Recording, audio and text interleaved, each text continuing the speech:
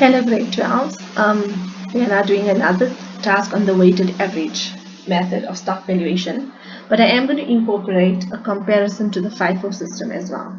So task 10.11 in your textbook, for Premium Limited, which deals in electronic goods, and they make use of the weighted average method for calculating their stock value. So in the previous question, I showed you this very important formula where we say the weighted average price per unit. Total amount divided by total quantity. Total amount is opening stock plus purchases minus returns plus carriage plus customs duty plus import duty divided by the quantity of opening stock plus purchases minus returns. So we're going to be using that in the calculation as we go further. 10.11.1 asks to calculate the number of units that have not yet been sold by 31st March. And remember, we always need that in order to value the closing stock. So we're going to calculate the quantity of closing stock. Remember, because we're calculating a quantity, everything will be done in quantities. So we're going to start with opening stock, add on our purchases, minus our returns, minus our sales to give us the quantity of closing stock. Okay, so opening stock in units given to you in the question. First bullet, 200. Our purchases. Okay, so we've got purchases in January, February, and March, 520, 570, and 280 respectively. We're just going to add it all up and put the answer in for purchases. Okay, then in the last bullet it says 20 units were returned during March. The business cannot claim a reduction in the carriage cost, right? Most of the time when there's a return, you can't get a refund on the carriage. So 20 units were returned, and this will give us sales.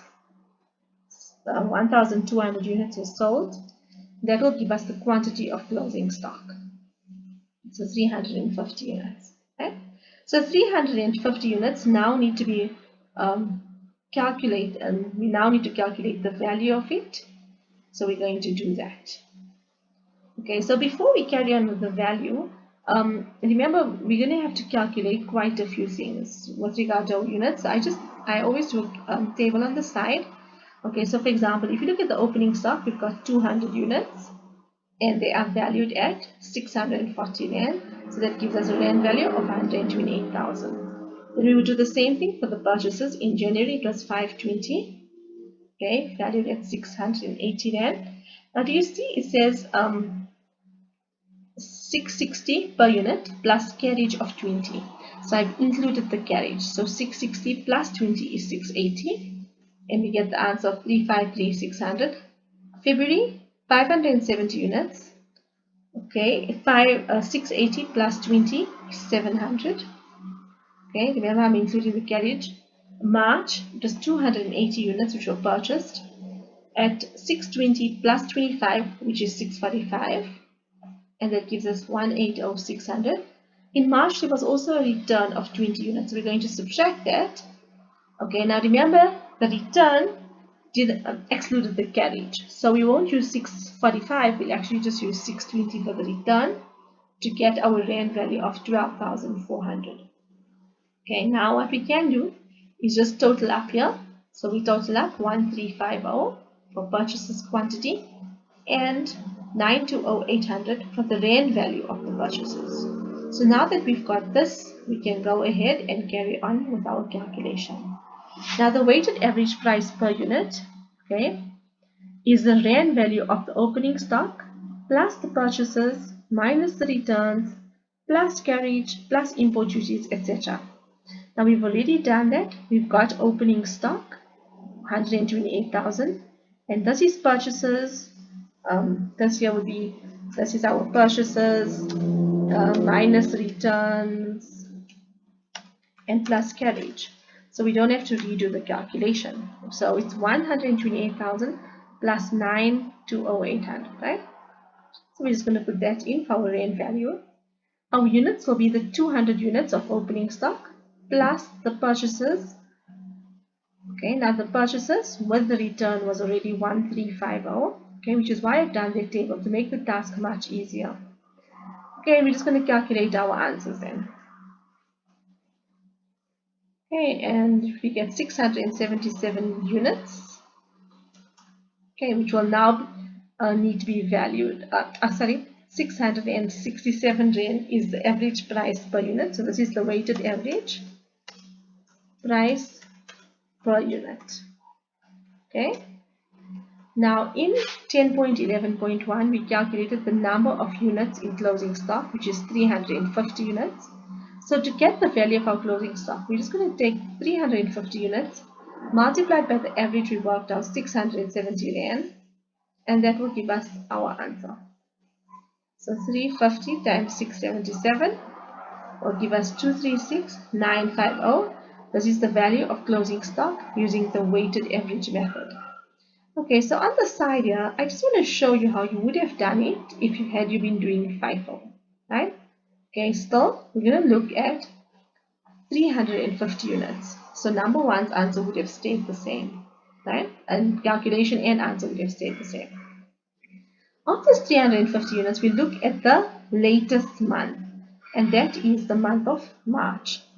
Now in March, they purchased 280 units and returned 20 units, which leaves them with 260 units. Okay, 260 units valued at 645 Rand will give us 167,700. Okay, then we're going to look at the month before March, which is February. Now the reason we need February is because there are 350 units in closing stock. We got 260 from March. We need to get the rest from February. So you would calculate 350 minus 260. That gives you 90 units. You would multiply it by the price of 700 in the month of February, and that would give us the answer of 63,000. We just then add up the two figures to get 230,700.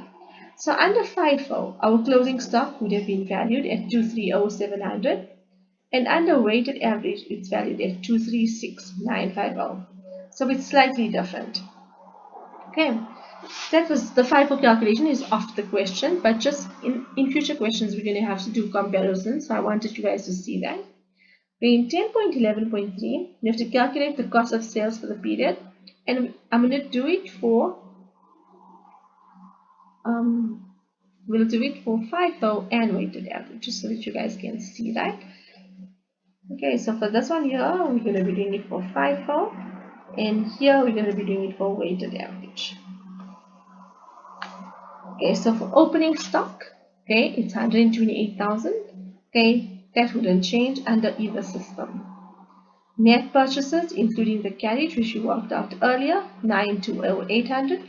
That wouldn't change under either system. The only thing that changes is the closing stock. So for weighted average, it was 236,950, but for FIFO, it was 230,700. And because of that slight change, obviously your cost of sales will be slightly different. Okay, so just to show you that, that's how it would work. So the only thing that changes is the closing stock value. Nothing else changes. No calculations or no figures would change. Okay, in 10.11.4, we're going to do the gross profit, and again we're going to do it for both the weighted average and the FIFO. So the gross profit, okay, how many units were sold? 1,200 units were sold at 1,000 Rand. So our sales amount is 1.2 million. That would be the same under both systems. The cost of sales is the cost of sales we just calculated above. So remember, it was slightly different. Okay, so 811,850 for FIFO and 818,100 for weighted average. So the gross profit is going to be slightly different as well.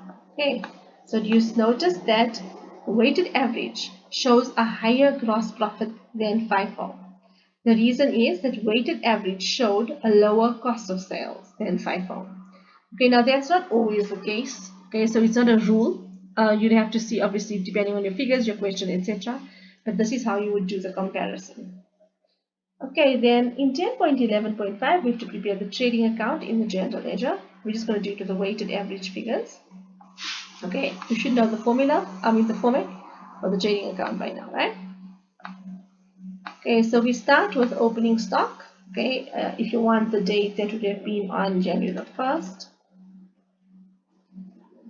Okay, and then folio is GJ. Okay, Okay, and the amount was 128,000. Okay, then everything else would happen on 31st of March. Oh, March 31st, sorry. Okay, I don't know. Okay.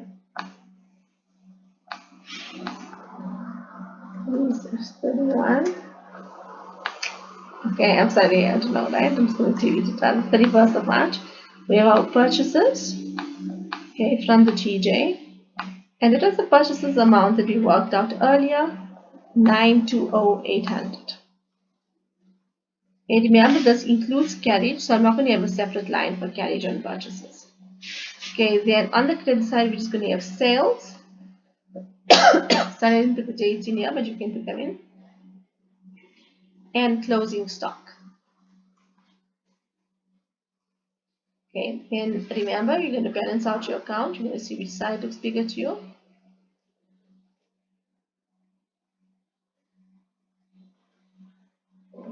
Okay, so we're going to put the answer in on both sides.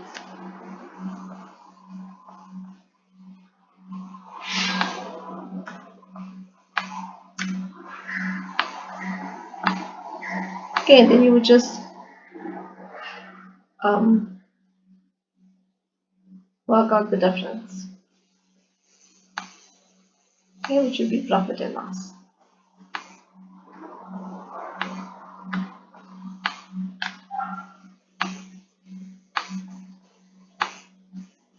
Okay, so profit and loss from the general journal. General journal. Okay. Okay, and that's it for this question here. Okay. Task 10.12 is homework for you guys. So I would like you to try task 10.12 and task 10.13. Thank you. Bye.